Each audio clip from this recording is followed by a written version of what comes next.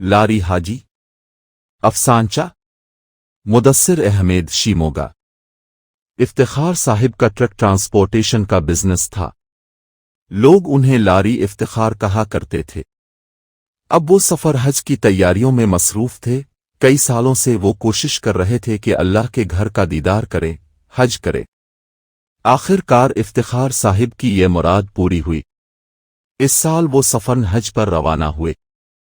جانے سے پہلے انہوں نے اپنے جاننے آنا جاننے والوں کو دعوت کا اہتمام کرتے ہوئے دعا کی درخواست کی۔ کئی لوگوں نے ان کی گل پوشی اور شال پوشی کی تھی۔ افتخار صاحب کو خوشی تھی کہ لوگ یہ جان گئے ہیں کہ وہ حج کے لیے روانہ ہو رہے ہیں۔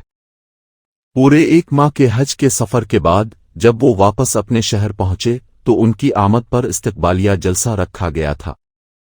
استقبالیہ کلمات کچھ یوں بیان ہوئے: ہمارے لاری افتخار صاحب حج کر کے واپس آئے ہیں، لاری افتخار صاحب کو خوش آمدید۔ یہ سن کر افتخار صاحب کا دل بیٹھ گیا۔ وہ سمجھ رہے تھے کہ حج کرنے کے بعد لوگ انہیں حاجی افتخار کہیں گے۔ منہ میں بڑبڑانے لگے کہ لاکھوں روپے خرچ کرنے کے بعد بھی وہ اپنا نام بدلنے میں ناکام رہے۔